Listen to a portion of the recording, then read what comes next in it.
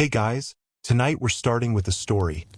Scholar Evelyn discovers that the mysterious logbook of 18th century navigator Carter is made from deep-sea moss that can absorb and reorganize memories, and it hides the secret of the starless sea, a void in reality. In the end, she chooses to become the logbook's symbiotic host and guardian, balancing the truth of the absorbed consciousnesses with the peace of the real world. So before you get too comfortable, take a second to like this video and subscribe, but only if you truly enjoy what I'm doing here. And let me know in the comments where you're watching from and what time it is right now.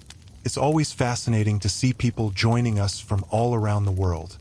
The sea breeze of Cornwall always carries a salty moisture, like an invisible net weaving through the intricate grills of the Maritime Archive's Gothic pointed windows, lifting the edges of the heavy velvet curtains and leaving delicate damp traces. Inside the archives, the air is filled with the distinctive blend of old paper mold and turpentine, a scent of time's accumulation, and one that Evelyn Reed knows better than most. She tucked a stray lock of hair behind her ear, her fingertips brushing the yellowed edges of the parchment. Its texture was rough yet possessed a strange warmth, not like an antique eroded by 2.5 centuries, but rather a piece of jade just fished out of warm water. The camera on the tripod was already calibrated, its lens precisely focused on the copy of 18th century navigator Edmund Carter's logbook before her. The shutter clicks rang sharply in the reading room, where silence hung thick enough to hear one's own breath, each press like a knock on the door of sealed history. Her notebook lay open beside her, covered in dense annotations documenting the textual discrepancies she had found while comparing other copies. The tip of her pen hovered over the line contradictions in the 1762 voyage records. The ink still fresh. As a scholar specializing in 18th century Atlantic maritime history, Evelyn was intimately familiar with the name Edmund Carter. This explorer from a seafaring family had surveyed numerous remote North Atlantic waters with near-obsessive precision, and his navigational logs, renowned for their thoroughness and reliability, remained vital documents for academic research to this day. Yet for all his reputation for rigor, Carter left behind an enduring enigma surrounding his final voyage in 1762. 7 surviving copies of his logbook contained bizarrely contradictory accounts of the journey. Evelyn had seen one copy at the British Museum, where the 1762 voyage was dismissed in 3 hasty pages, merely mentioning encountering an unusual storm and drifting off course.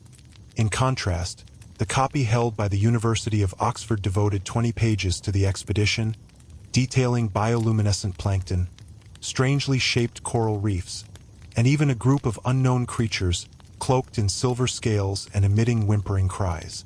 More eerily still, the copy at the Bibliothèque Nationale de France omitted all records of this period entirely, leaving only several yellowed blank pages, as if the voyage had never occurred. The academic community had debated the discrepancies for decades. One camp attributed them to scribal errors and subjective additions by later copyists, while the other insisted Carter himself had deliberately altered the logs to conceal secrets. Evelyn had spent 3 years researching this puzzle without finding conclusive evidence, hence her trip to the Cornwall Maritime Archives, which housed the 2 most intact copies known to exist. She clung to the hope that here, she might find the breakthrough she sought. Evelyn stretched, her stiff neck emitting a soft creak. 3 hours of focused photography had left her fatigued. She rose and walked to the window, gazing out at the rain lashed by the sea breeze, her fingers tapping the glass unconsciously. After a moment, she turned back to her desk, preparing to photograph the 38th page. But as her eyes fell on the logbook, her movements froze, her blood seemingly turning to ice. It was the 37th page, the same one she had photographed just 10 minutes earlier. She remembered it vividly. It described the Carter expedition's passage through the Bay of Biscay, including the line, "A starless night, the sea as black as obsidian, reflecting no glimmer of starlight." Carter's handwriting was the quintessential 18th century English cursive, neat and firm, with elegant curves on the flourishes, the ink evenly applied, clearly written in a calm state of mind. But what met her eyes now was entirely different. The strokes were hasty and slanted, some overlapping, the ink varying wildly in depth.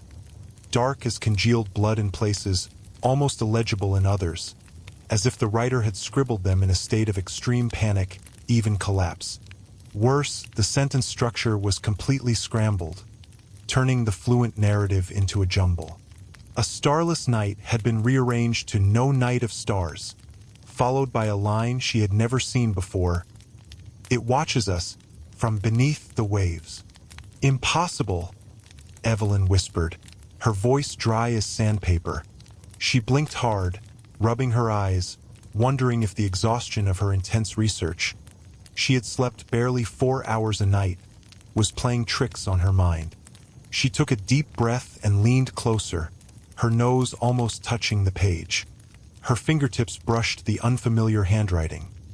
The ink was long dry, yet it carried an indescribable chill, starkly contrasting with the warm texture of the surrounding paper, like touching a shard of ice.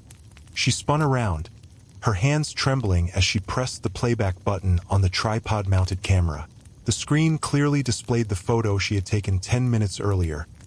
The 37th page, with Carter's neat cursive intact, the line, "A starless night," the sea as black as obsidian, reflecting no glimmer of starlight, perfectly legible, no sign of the eerie addition, "It watches us," from beneath the waves. She checked the camera settings, timestamp, parameters, even the angle of the light, all matched exactly. Cold sweat soaked through Evelyn's shirt, trickling down her spine and sending a shudder through her. She was certain she hadn't misremembered, hadn't turned the page. The image of the page, as she had photographed it, was burned into her memory, every detail clear. Trembling, she picked up the camera and snapped another photo of the 37th page. The shutter click echoed sharply in the silence. She pulled up the two images side by side on the screen.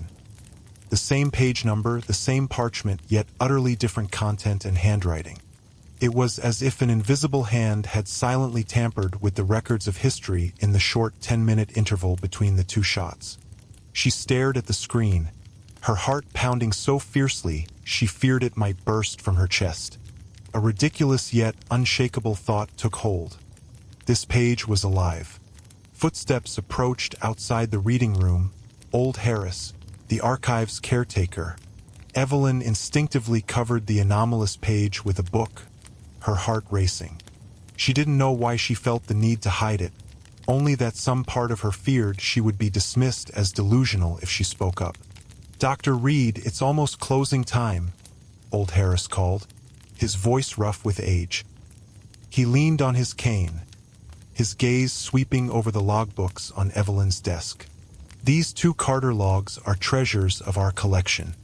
We acquired them from a private collector years ago, said to be in better condition than the British Museum's copies." "Yes, they truly are extraordinary," Evelyn replied, forcing a smile, her fingertips still pressing tightly against the book covering the page. "Mr. Harris, could I request to continue my research here tomorrow? I still need to compare some details." "Of course. I've already reserved this spot for you." Old Harris nodded, his eyes lingering on Evelyn's pale face for a moment before he turned and slowly walked away. Only when the reading room door clicked shut behind him did Evelyn exhale, her tense shoulders slumping. Her back was soaked through with sweat. She gently moved the book aside, her fingertips white from the pressure. The strange handwriting on the page remained, even clearer than before, the slanted strokes seemingly writhing slightly. As she stared at them, she caught a glimpse of a new line of text in the corner of her eye, as if seeped from within the paper itself. The ink was a faint teal, distinct from the black ink of the original. "They are speaking. Do you hear them?" Evelyn stumbled backward, her chair scraping sharply across the polished floor. She strained her ears, but the only sound was the howl of the sea breeze outside. Yet somehow, she couldn't shake the feeling of an extremely faint murmur echoing in her ears, as if countless voices were whispering in the distance, indistinct yet urgent. She shook her head violently, trying to dispel the illusion, but the murmur seemed to emanate from the logbook itself, clinging to her like a shadow. In the days that followed, Evelyn devoted almost all her time to studying Carter's logbooks. She applied for a long-term reading pass, arriving at the archives before dawn and leaving only at closing time, surviving on simple sandwiches and coffee for lunch and dinner. She requested all materials related to Carter, academic papers by later scholars, the Carter family genealogy, even the logs and letters of other navigators from the same period, in the hope of finding clues to the logbook's anomalies. She laid the two copies side by side on her desk, examining every detail, and discovered that the 37th page's strange transformation was not an isolated incident. Whenever she studied the two copies together, it wasn't long before pages began to show changes. Altered handwriting, rearranged paragraphs, archaic English words replacing modern equivalents, even entirely new passages appearing. But when she studied only one copy, everything returned to normal, the anomalous text and handwriting fading gradually until they vanished, leaving Carter's original records intact. To test this, she conducted an experiment, placing the two copies on separate reading tables and observing them simultaneously. Neither showed any unusual activity. But when she reunited them on the same desk, changes began to appear within half an hour. The experiment confirmed her suspicion. The logbook's anomalies were linked to the coexistence of multiple copies. To further verify her hypothesis, Evelyn contacted her close friend and colleague at the University of London, Lena Cole, a specialist in ancient document preservation who had always supported her research. She asked Lena to send high-resolution scans of the British Museum's Carter logbook copy. 3 days later, Evelyn received an email with hundreds of images, each capturing the logbook's details with crystal clarity. She opened the electronic files alongside the two physical copies on her computer screen. The moment she displayed the 37th page from all three documents simultaneously, something bizarre happened. The electronic text began scrolling automatically, the words twisting and reorganizing like living things, the once clear scan devolving into static, as if on a poorly tuned television. At the same time, new handwriting appeared on the two physical copies, teal ink spreading like vines across the parchment to form identical sentences. It was as if an invisible connection existed between them, facilitating a silent conversation. Evelyn watched in awe as the text on the screen and the physical pages changed in perfect sync, each stroke forming in unison, as if guided by a single unseen hand. The synchronous anomalies between the electronic document and the physical copies made Evelyn realize that the problem likely lay in the very paper of the logbooks. She carefully cut a tiny scrap from the blank margin of one copy, small enough not to damage the content, and placed it in a sealed glass vial. She delivered it to a local laboratory in Cornwall specializing in the analysis of ancient artifacts. The lab's director, Professor Arthur Benson, was a close friend of her mentor and shared a passion for antiquities research. Though skeptical of Evelyn's claim that the paper changes on its own, he agreed to conduct the analysis promptly. 3 days later, Evelyn's phone rang. Professor Benson's voice was filled with undisguised astonishment. "Evelyn, the sample you sent is extraordinary. This paper isn't ordinary parchment. It's made from a rare blend of deep-sea moss and ship's keel wood pulp." When Evelyn arrived at the lab, the professor was staring at the sample under a microscope, his eyes alight with fascination. He explained that the deep-sea moss, known locally as Yuhai Tai, was extremely rare, found only in scattered patches near deep-sea fissures in the North Atlantic. This moss possessed remarkable absorptive properties, not only retaining moisture but also absorbing impressions from its surroundings. Sounds, images, even human emotions and memories. Impressions. Evelyn frowned, struggling to comprehend. After years of studying history and handling ancient artifacts, she had never heard of a material capable of recording emotions and memories. It sounded more like science fiction than reality. Far more remarkable than a tape recorder, my dear, Professor Benson replied, adjusting his spectacles and pulling a yellow document from his drawer. Look, this is a 19th century marine biologist's research journal, detailing the properties of this deep-sea moss. In essence, it acts as a natural biological recording medium. Major events occurring in its environment, shipwrecks, volcanic eruptions, even intense human emotional outbursts, are absorbed and stored permanently, unless the moss is destroyed by high temperatures or strong acids. What's more, it can resonate with related media, transmitting stored information between them. He paused, pointing to the sample under the microscope. The moss cells in your sample still retain faint signs of activity. That's why the paper is capable of such strange transformations.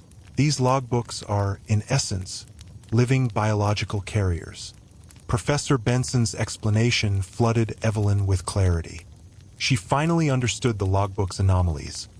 The parchment, infused with deep-sea moss, had absorbed every detail of Carter's final voyage.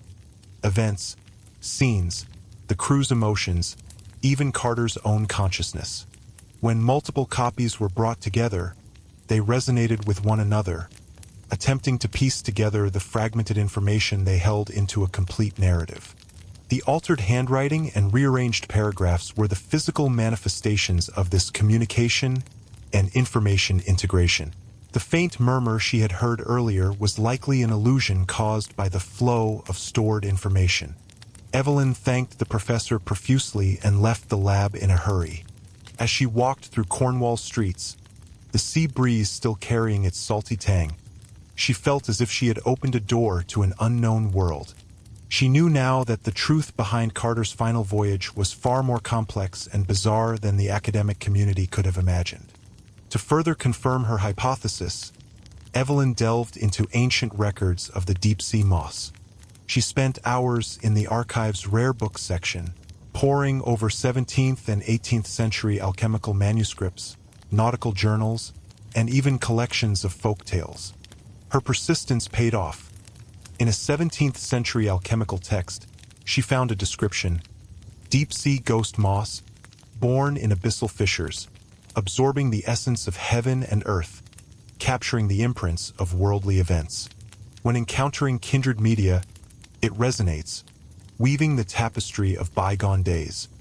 When meeting one of unwavering faith, it speaks through mortal vessels, revealing scenes of the past. The passage aligned perfectly with Professor Benson's analysis, convincing her that the logbook's paper was no accident. The manuscript's author, Nicholas Flamel, an alchemist said to have journeyed to the North Atlantic in search of the moss to brew a potion of memories, had sketched a crude map in the margin, marking the moss's habitat, a deep-sea fissure called the Maw of the Abyss, near the Sargasso Sea. This location lay directly along the route of Carter's final 1762 voyage. Evelyn was now certain that Carter's expedition had been deliberately linked to the deep-sea moss and the mysterious abyssal fissure. Just as Evelyn was immersed in researching the moss's properties, hoping to uncover more clues in ancient texts, a sudden message plunged her into despair. A fellow scholar and Carter logbook researcher, Alan Payne, had collapsed into a catatonic state while attempting to transcribe the University of Oxford's copy and been rushed to the hospital. Alan had been Evelyn's classmate during graduate school. They had collaborated on numerous projects and remained close friends. Upon hearing the news, Evelyn dropped everything and drove to the hospital in Oxford. The sight of Alan in the hospital bed made her heart clench. Once a lively, energetic scholar, he now lay pale and listless, his eyes vacant as if his soul had departed. He muttered incoherently, his voice faint and mumbled. Evelyn pulled out a notebook and pen, leaning close to record his words. The more she listened, the faster her heart raced. The phrases mirrored Carter's logbook style exactly, archaic and steeped in 18th century maritime terminology. What shocked her most was that he mentioned details known only from Carter's private diary, which, according to historical records, had been destroyed in a fire in the early 19th century and could not have survived. Did Alan collapse while transcribing the logbook? Evelyn asked Leah, Alan's young assistant, who stood by the bed, her eyes red from crying, her face etched with terror. Yes, Dr. Reed. Leah nodded, her voice trembling. Professor Payne had been studying the 1762 voyage records intensely. He said he'd found new clues. He arrived at the library's special collections room early this morning and began transcribing the logbook word for word. He was so focused he didn't eat or drink all day, just kept writing. We urged him to rest, but he refused, saying he had to record the information quickly. Around 3 in the afternoon, he suddenly seemed possessed. His pen moved faster and faster, his handwriting changing completely, no longer his own.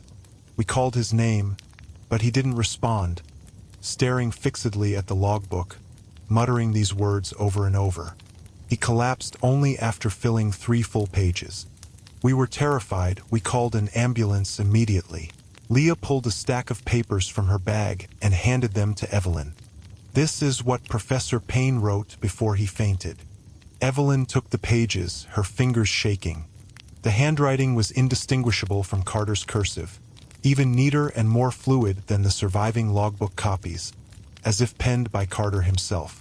When she compared the text to the anomalous fragments she had compiled from other copies, they fit together seamlessly, forming a coherent narrative. The passage filled in the gaps of the Carter expedition's journey after leaving the Bay of Biscay, describing a strange fog and unknown glowing lights within it. In that moment, Evelyn understood. When a researcher's focus was intense enough, the logbook's paper projected Carter's stored consciousness onto them, using their hand to complete the unfinished record. Alan's catatonic state was the result of his consciousness being temporarily overtaken by Carter's. He had become a vessel for Carter's awareness. The details from the long-lost private diary were likely fragments of Carter's memory preserved in the logbook, transcribed through Alan's hand. The discovery filled Evelyn with both excitement and dread. She was closer than ever to uncovering the truth of Carter's final voyage, and Alan's notes provided crucial clues. But the danger of this direct dialogue with the past was undeniable. Alan's condition was a stark warning. A moment's carelessness could lead a researcher to be consumed by historical consciousness, losing their own identity. She sat in the hospital corridor, torn. On one hand, she ached to continue her research, to unravel the remaining mysteries. On the other, Alan's suffering forced her to confront the risks. She thought back to her initial motivation for studying the logbooks, a desire to uncover historical truth. But now that truth had grown increasingly dangerous, even life-threatening, yet her thirst for answers ultimately prevailed. She couldn't abandon her quest because of danger. Alan's fate only reinforced her resolve to uncover the logbook's secrets before more people were harmed. She stood, clutching her notebook tightly, her eyes regaining their determination. She would press on, even if it meant venturing into the unknown abyss. Upon returning to Cornwall, Evelyn threw herself into her research with renewed intensity. She began systematically organizing the anomalous text fragments from all known copies. The 2 at the Cornwall Maritime Archives, the British Museum's electronic copy, the University of Oxford's copy, and 4 others scattered across the globe. In the Metropolitan Museum of Art, New York, the Rijksmuseum, Amsterdam, the Tokyo National Museum, and the State Library of New South Wales, Sydney. Obtaining relevant materials from these institutions proved arduous. Many curators dismissed her research as absurd, refusing to assist. Evelyn spent countless hours communicating via email and video calls, presenting Alan's transcribed text and the lab's analysis to persuade them of the logbook's significance. After over a month of persistent effort, she finally gathered all 7 copies' relevant data, constructing an extensive database. For another month, she compared, sorted, and pieced together the fragmented text, immersing herself in the ancient words until she felt as if she had stepped back in time, standing aboard Carter's ship in the 18th century. Gradually, a long-buried truth emerged from the fragments. Carter's final voyage was not the accidental drift accepted by mainstream academia. It was a deliberate journey to a mysterious sea known as the Starless Sea. According to the pieced-together text, this higher lay near the Sargasso Sea, close to the maw of the abyss where the deep-sea moss grew. A place without stars or moonlight, its waters were perpetually pitch black, as if stained with ink, never illuminated even by daylight. Local fishermen spoke of terrifying legends surrounding the sea. Where stars die and memories fade, those who enter never return. The text revealed that Carter had embarked on this voyage after receiving an anonymous letter describing the Starless Sea in detail and claiming it held eternal secrets. A lifelong seeker of the unknown, Carter had been consumed by curiosity. He concealed his true purpose, telling others the expedition was a routine survey mission, and set sail for the Starless Sea with his crew. The text also captured Carter's pre-voyage anxieties and excitement, recorded in his log. "This may be a voyage with no return, but for the truth, I am willing to risk all." The newly appearing pages in the logbooks described the Starless Sea in horrifying detail. Its waters were abnormally viscous, like congealed oil, offering immense resistance to the ship's progress. When oars were dipped into the sea and pulled out, they were coated in a slimy black substance.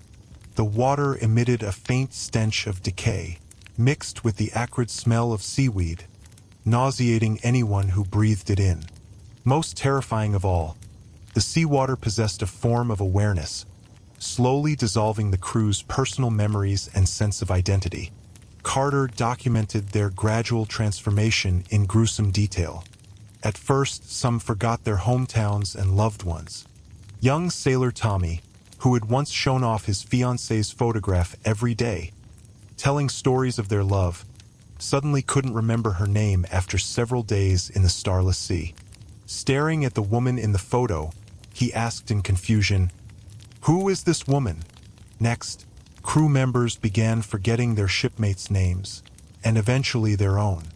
William, a cheerful middle-aged sailor fond of joking, grew silent and unresponsive, sitting motionless on the deck, staring blankly at the black sea whenever someone called his name. In the end, they lost even their ability to speak, reduced to meaningless howls, hollow, soulless beings called echoes. These echoes would mechanically repeat routine shipboard tasks, rowing, hauling ropes without any understanding of their actions. Evelyn noticed a striking shift in Carter's writing style throughout these accounts. Initially, he maintained the detached objectivity of a scientist, meticulously describing the seawater's physical properties and the crew's symptoms, attempting to explain the phenomena with scientific theories. He hypothesized that the water contained a unique chemical compound capable of damaging human brain function. But as the voyage progressed, his writing grew chaotic and frantic, filled with unbridled fear and despair. In one newly appearing entry, he wrote, "They are no longer themselves. Thomas has forgotten his wife, asking, 'Who am I?' every day. William has forgotten his children, forgotten why he is here. Tommy threw his fiancée's photograph into the sea, saying it belonged to a stranger. Now they don't even remember their own names. When I look into their empty eyes, I see my own reflection. I too am forgetting. Memories that once felt etched in stone slip through my fingers like sand. I can't remember what I ate yesterday, or the last words my wife spoke to me before I left. I'm even starting to forget the purpose of my research. This is not a disease. It is a devouring, a silent hunger from the depths of the sea. It strips us of our very existence, turning us into empty shells." The handwriting in this passage was twisted and sloppy. The ink smudged as if the writer's hand had trembled uncontrollably, several lines scored through the parchment by a panicked pen. Through the words, Evelyn could almost feel Carter's overwhelming despair and terror. She imagined him sitting in the dimly lit cabin, by the flickering light of a candle, scribbling frantically with a shaking hand. She realized Carter was not merely an observer. He was suffering the same fate as his crew, his memories dissolving in the starless sea's viscous waters. The text included another haunting detail. To prevent himself from forgetting, Carter had carved his name, his wife's name, and the voyage's purpose into the cabin wall. But before long, he found himself unable to recognize the familiar letters, which had transformed into meaningless symbols. He carved them again and again, only to watch the new inscriptions fade and blur as if eroded by seawater. As her research deepened, Evelyn made an even more startling discovery. The logbooks themselves were remembering. The deep-sea moss-infused parchment had absorbed not only the events of Carter's voyage but also his consciousness and memories. When Carter lost part or all of himself in the starless sea, his experiences and awareness were preserved intact within these biological carriers. The 7 scattered copies functioned like a distributed brain, connected by an unknown energy field, thinking and reconstructing memories through the exchange of text on their pages.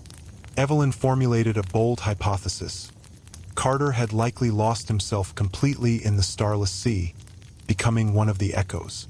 But fragments of his consciousness had not vanished. They had been absorbed and stored by the logbook's parchment. When multiple copies were studied simultaneously, these consciousness fragments flowed and merged between them, attempting to piece together a complete memory.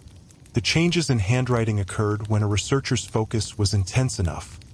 Their brain acted as a receiver for the consciousness fragments, and the logbooks used their hand to continue Carter's unfinished record.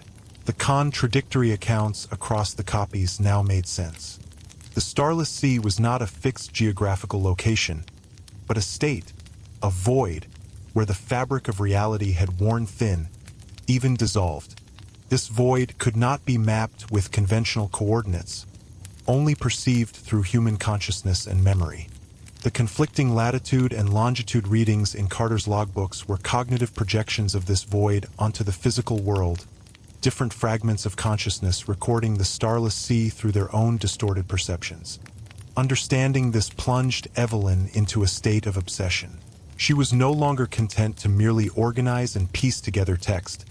She wanted to communicate with the logbooks, convinced that the fragments of Carter's consciousness contained deeper secrets about the starless sea. She locked herself in the reading room, alone with the 2 physical copies, drawing the curtains until only the dim light of her desk lamp illuminated the space. She stared intently at the text, trying to awaken Carter's dormant memory fragments with her own consciousness. Following the method described in the ancient alchemical manuscript, she stroked the parchment gently, murmuring the newly appearing sentences under her breath as if performing an ancient ritual. At first, nothing happened. The logbooks remained still and unchanging. But Evelyn refused to give up, spending hours each day immersing her consciousness in Carter's world.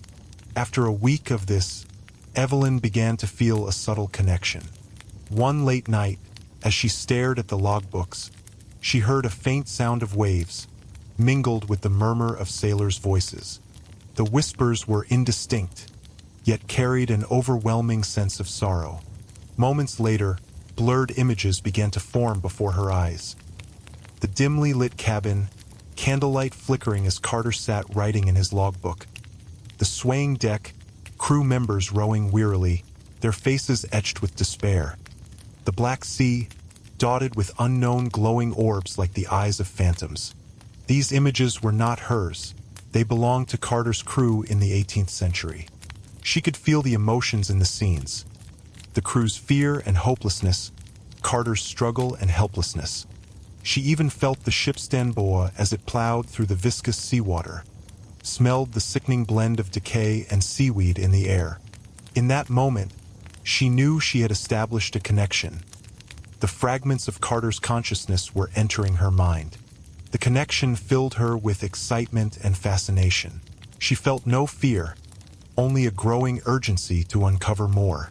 She began actively guiding the connection, asking softly, "Carter, what did you see? What lies at the heart of the starless sea?" Though there was no direct response, New text continued to appear on the logbook's pages, filling in more gaps in the expedition's story. The entries described a mysterious floating island covered in black vegetation, its branches bearing glowing fruit. The crew had attempted to land in search of fresh water and food, only to find the plants wrapping around their bodies like tendrils, the glowing fruit emitting hypnotic whispers. On another occasion, they encountered enormous, eyeless sea creatures drifting slowly through the water, their bodies emanating a faint light that increased the seawater's viscosity wherever they passed. These additions painted a vivid, terrifying picture of the starless sea. However, the cost of this communication was far greater than Evelyn had anticipated. As more pages emerged under her guidance, she began experiencing frequent, vivid memory flashbacks. At times, she would suddenly feel as if she were standing on Carter's quarterdeck, holding a yellowed nautical chart, feeling the ship's slow, heavy sway in the viscous sea. At other times, she heard the crew's desperate cries for help, so clear they seemed to echo in her ears, sending shivers down her spine. She smelled the stench of seawater and gunpowder, her stomach churning with nausea. These foreign memories flooded her mind like a tide, blurring the line between reality and illusion. Once, while studying the logbooks in the reading room, she stood up abruptly and shouted, "Quick, lower the sails! A storm is coming!" She froze in embarrassment as the other researchers stared at her with puzzled expressions. Worse still, she realized her own memories were being eroded by these foreign impressions. She began forgetting the names of friends and family, staring at their contacts in her phone with blank confusion. She lost sight of her original research goals, even occasionally forgetting her own identity, needing to check her ID to recall her name. Once, in the lab, she accidentally knocked over a vial of reagent, the liquid spilling onto her hand. Her first reaction was to shout in 18th century maritime jargon, "Hard a port! Fetch fresh water at once!" leaving her colleagues stunned. They noticed her growing oddities, expressing concern and urging her to rest. But Evelyn knew exhaustion was not the cause. The logbooks were feeding on her consciousness. Her mind was like a vessel, once filled with her own memories, now being invaded by fragments of Carter's, squeezing out her identity and even replacing it. She began suffering from insomnia, lying awake at night as images of Carter's crew filled her thoughts. When she did sleep, she was tormented by nightmares of becoming an echo, wandering aimlessly across the Black Sea. It was then that Evelyn realized the logbooks were not merely remembering. They were hunting. They required fresh mental energy to sustain their growth, and researchers' consciousness provided the perfect nourishment. By establishing a connection with a researcher, the logbooks absorbed their memories and awareness, while implanting fragments of Carter's consciousness in return. Their goal was to anchor the starless sea, the reality void, in the modern world through the lens of contemporary human cognition. Soon after, another devastating blow arrived. Evelyn received an email from curators at the Bibliothèque Nationale de France, informing her that her colleague Mark Wilson, a scholar specializing in 18th century European languages, had suffered an episode while studying their Carter logbook copy. According to the email, Mark had been working in the special collections room when he suddenly stood up and shouted in fluent archaic English, "The sea! It's devouring us! Turn back! Flee!" His tone was urgent and desperate, his demeanor and gestures matching historical descriptions of Carter perfectly. His eyes were vacant, his face contorted with terror, as if he were truly trapped in the starless sea. When staff tried to restrain him, he lashed out wildly, as if fighting an invisible enemy, before collapsing unconscious. Upon waking, he had no memory of the incident, only complaining of a severe headache and exhaustion. The French curators asked if Mark's episode could be linked to the logbook, knowing of his collaboration with Evelyn. Mark's ordeal jolted Evelyn into stark reality. She realized the logbooks were far more dangerous than she had imagined. Her obsessive research was not only harming herself but also endangering those around her. Both Alan and Mark had suffered because they had formed too deep a connection with the logbooks. If she didn't find a solution soon, anyone who studied the logbooks could become a prey, their consciousness overtaken by fragments of Carter's, losing their own identity forever. Guilt washed over her. If she had recognized the danger sooner, warned Alan and Mark, they might have been spared. She immediately replied to the French curators, warning them of the logbook's unique and hazardous nature, urging them to seal the copy indefinitely to prevent further exposure. She then sent a message to Alan's hospital room, inquiring about his condition. As she sat at her computer, reading the description of Mark's episode, a sense of urgency and anxiety gripped her. She knew she had to find a solution quickly, before more lives were destroyed. Evelyn ceased her communication with the logbooks, turning instead to re-examining all her research materials in search of the logbook's weakness. She locked herself in her room, declining all social contact, spending every waking hour poring over her notes. She compared the anomalous text fragments from all copies once more, analyzing each word and phrase to identify patterns or commonalities. After days of intense focus, she noticed a consistent gap. All the text centered on a core event, the Carter expedition's final fate in the Starless Sea, but the critical details of this event remained conspicuously absent. It was as if the most important page of a book had been torn out. In every copy, references to the Starless Sea's depths, Carter's ultimate fate, and the origin of the anonymous letter were either blurred beyond recognition or replaced by blank spaces. Evelyn hypothesized that these details were not unrecorded, but stored in a separate core, a missing page that had become detached from the original manuscript and lost to history. Based on this insight, Evelyn formulated a daring plan. She believed the 7 logbook copies, all crafted from deep-sea moss, resonated with one another. If she could gather high-resolution scans of their key pages and display them simultaneously, their combined resonance might create a powerful energy field capable of awakening the missing core page's information or revealing its content in some form. The risk was enormous. Such an attempt could trigger catastrophic anomalies, potentially resulting in her own consciousness being completely consumed. But Evelyn had no other choice. She prepared for the worst, writing a letter explaining her research and her decision, and placing it in her desk drawer. Then she set about collecting the scans. The process was arduous.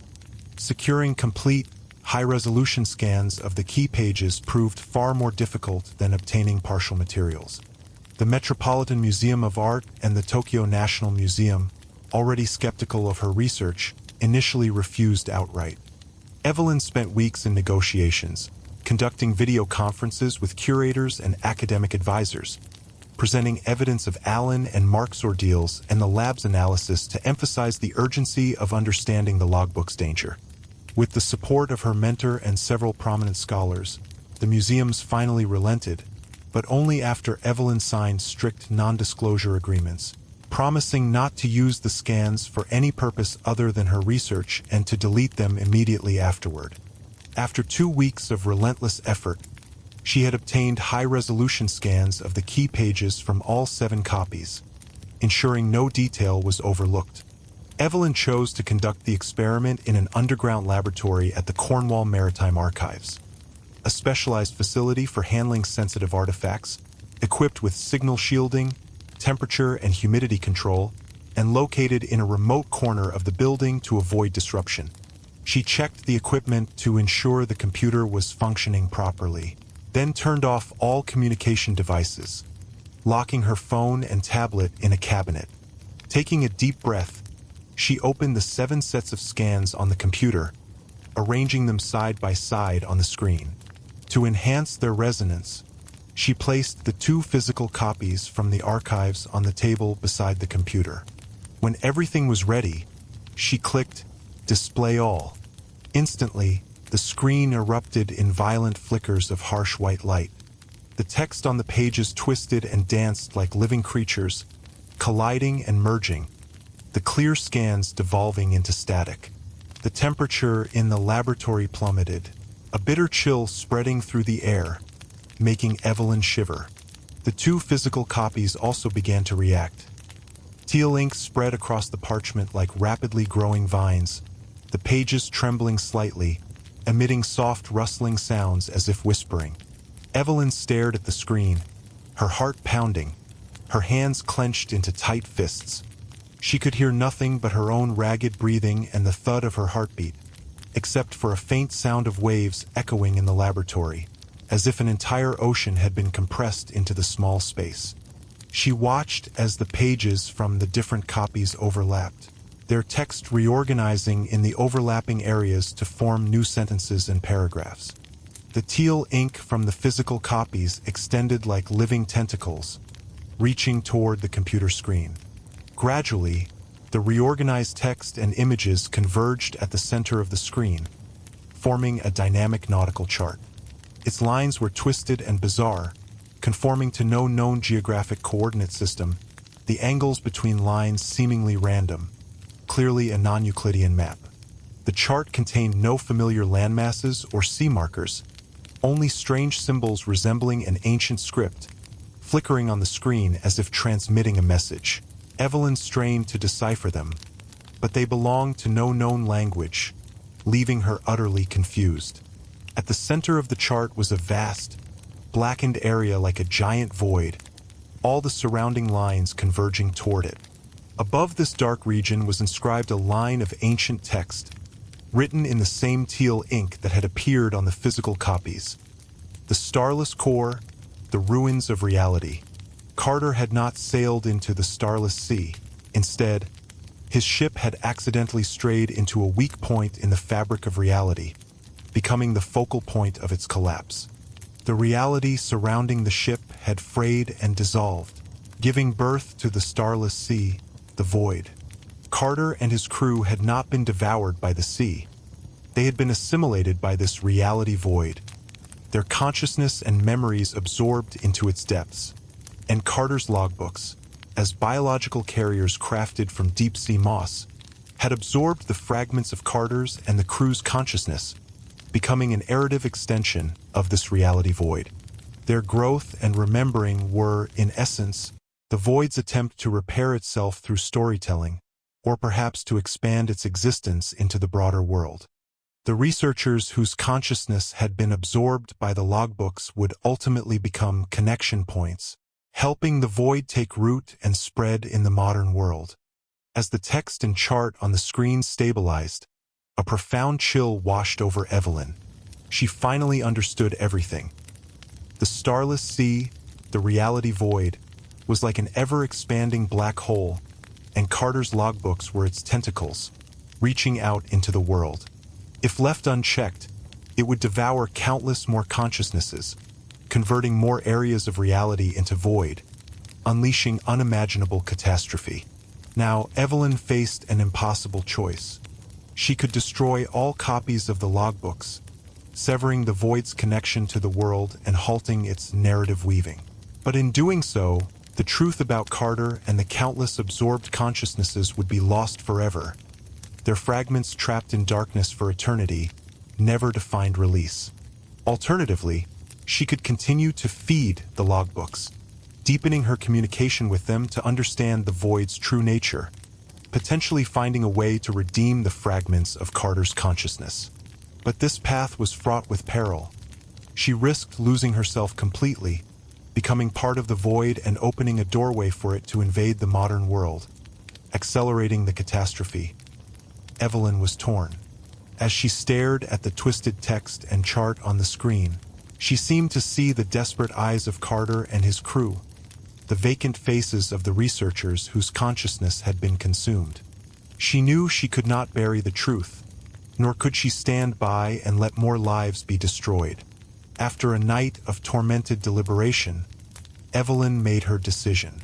She contacted Old Harris at the Cornwall Maritime Archives, explaining that the logbooks required special protection due to their unique historical value, omitting the terrifying details of their consciousness-consuming nature and the reality void. Though confused, Old Harris agreed to her request, preparing a specialized basement storage room in the archive's lower levels. Designed for preserving rare artifacts, the room was signal-shielded, temperature and humidity controlled, with only one key, entrusted solely to Evelyn. Evelyn carried the 2 primary copies of Carter's logbooks into the basement, along with all her research materials and a computer with no internet connection. She taped a sign to the door, "Under maintenance, no entry," then locked it, tucking the key deep into her pocket. The basement was shrouded in silence, illuminated only by the faint glow of fluorescent lights overhead. Evelyn placed the logbooks on the desk and sat down slowly. She knew that from this moment on, she would become the logbook's new symbiotic host and guardian. She would neither encourage their remembering nor seek to halt their growth. Instead, she would maintain a delicate balance, using her consciousness to soothe the absorbed fragments while preventing them from spreading outward. She picked up a pen and wrote the first line in a new research notebook. "The starless sea, the ruins of memory. I am both guardian and prisoner." As she finished writing, she looked up at the logbooks. Tiny green moss had already begun to sprout along their edges, identical to the deep-sea moss that had birthed them. Evelyn reached out, her fingertips brushing the new growth. Its texture was warm and familiar. She could feel her consciousness merging slowly with the logbooks, the fragments of Carter's and the crew's memories swirling gently in her mind like sleeping phantoms. She knew this would be a long, lonely vigil, one that might last a lifetime, or until her consciousness was fully absorbed. But she felt no regret. In this way, she would protect the safety of the world and safeguard the forgotten souls trapped in the void. The basement door remained firmly closed, separating the noise of the outside world from the silence within. The fluorescent light cast a pale glow over the logbooks and the notebook, illuminating Evelyn's calm, resolute face. In this forgotten corner, a journey of symbiosis between memory, consciousness, and reality had only just begun, and the tiny strands of deep-sea moss continued to grow and spread, weaving Evelyn's fate inseparably together with the logbooks, forevermore.